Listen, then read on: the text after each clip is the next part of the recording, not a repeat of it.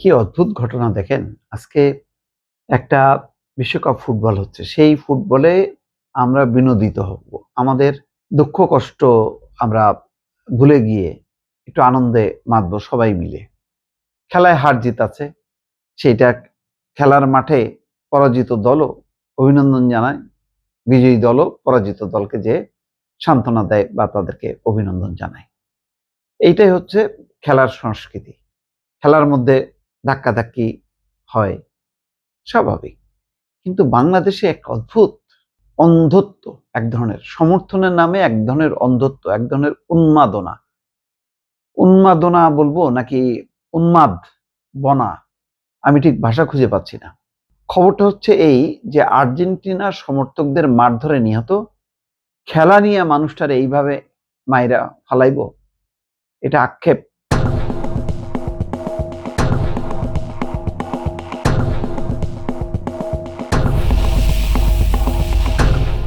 শরীফুল ইসলাম নীলফামারী জেলার জলঢাকা উপজেলার উত্তর চ্যাংড়ার গ্রামের বাসিন্দা মোহাম্মদ শরীফুল ইসলাম কাজের খোঁজে ৮ মাস আগে কুমিল্লায় আসেন। সঙ্গে স্ত্রী বিউটি বানু এবং ২ কন্যা সন্তান। কুমিল্লা নগরের ২৩ নম্বর ওয়ার্ডের মঠ পুষ্করণী এলাকায় একটি ভাড়া বাসায় থাকতেন। পরিবারের মুখে হাসি ফোটাতে ব্যাটারি চালিত অটোরিকশা চালাতেন। প্রতিদিন মালিকের কাছে জমা দিয়ে যা থাকতো সেটাই দিয়ে সংসার চালাতেন। একদম নিরীহ বেচারা। কিন্তু ওই যে ফুটবল খেলা, ফুটবল দলকে সমর্থন করা, এটাই হচ্ছে তার কাল। টেলিভিশনে ফুটবল, বিশ্বকাপ ফুটবল খেলা দেখার সময় তুচ্ছ ঘটনার জেরে নিহত হয়েছেন একমাত্র উপার্জনকারী শরীফুল ইসলাম। আর্জেন্টিনা এবং মিশরের খেলা চলাকালে স্থানীয় কয়েকজন তরুণের সঙ্গে বাকবিতণ্ডায় জড়ানোর পর তাদের মারধরে শরীফুল মারা গেছেন। মঙ্গলবার রাত ১২টার দিকে আদর্শ সদর উপজেলার দুর্গাপুর ইউনিয়নের ধনপুর এলাকায় মহসিন মিয়ার দোকানে এই ঘটনা ঘটে। প্রত্যক্ষদর্শীরা বলছেন এই অটো রিকশা চালককে মারধর করা ব্যক্তিরা আর্জেন্টিনার সমর্থক ছিলেন। আর মারা যাওয়া অটো চালক শরীফুল মঙ্গলবার রাতের খেলায় মিশরের সমর্থন করলেও তিনি মূলত ব্রাজিল সমর্থক। যাই হোক, এগুলি ধরেন এই বিশ্বকাপে যে দল, এটা কোনোটাই মানে আমাদের কোনো কিছু না।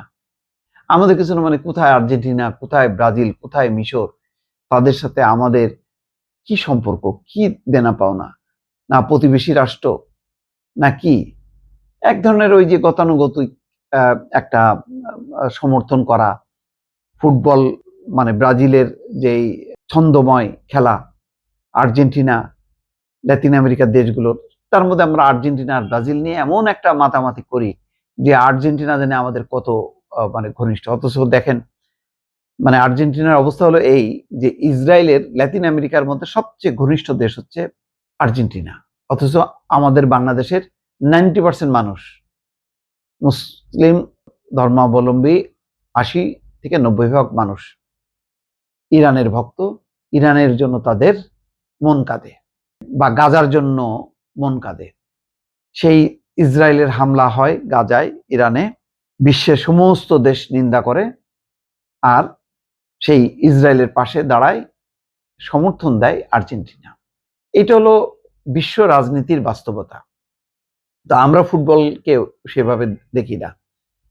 ফুটবলকে আলাদাভাবেই, ফুটবল বহুদিন ধরে সেই ম্যারাডোনাকে ঘিরে, তারপরে সেই ব্রাজিলের বিখ্যাত প্লেয়ার পেলেকে ঘিরে আমাদের যে উন্মাদনা বছরকে বছর চলে আসছে, সেটা এখন এমন একটা পর্যায়ে চলে আসছে যে এটা এখন উন্মত্ততার পর্যায়ে চলে আসছে। আনন্দ বিনোদনের সাথে উন্মত্ততা কেন হবে?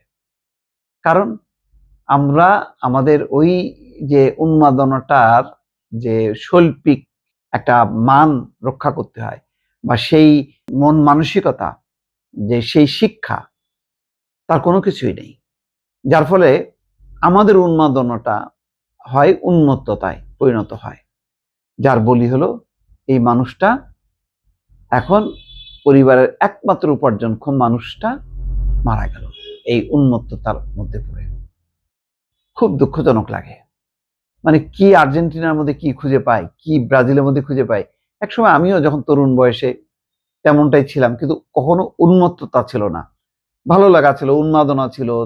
তাছাড়া কোটি কোটি মানুষ এই খেলার সুবাদে তার নানান রকম তার বেকারত্ব, তার দুঃখ দুর্দশা অনেক কিছু সে ভুলতে পারে, এক ধরনের সে পুলকিত বোধ করে।